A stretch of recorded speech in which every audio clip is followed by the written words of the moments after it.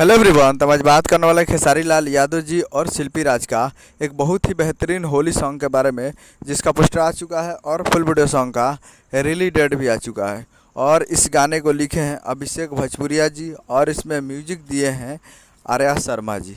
और इस गाने को गाए हैं खेसारी लाल यादव जी और शिल्पी राज जी, जो कि आपको स्क्रीन पर दिखाई दे रहा है। जिस सॉन्ग का टाइटल रखा गया है चोली भीज जाता, जिसका टाइटल है चोली भीज जाता।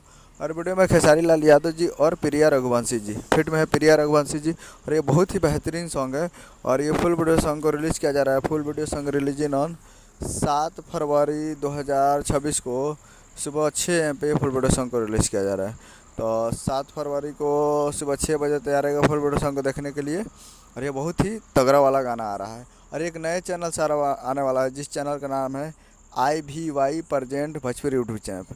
तो IVY present Bhojpuri YouTube channel पर तैयार रहेगा फुल वीडियो सॉन्ग को देखने के लिए। और नया चैनल है तो बहुत ही तगड़ा होने वाला है। तो तैयार रहेगा, कल सुबह में आप लोगों को देखने को मिलेगा IVY पे। तो यही अपडेट था हमारे वीडियो से चैनल से। मिलता है अगला वीडियो। जय हिंद, जय भोजपुरी।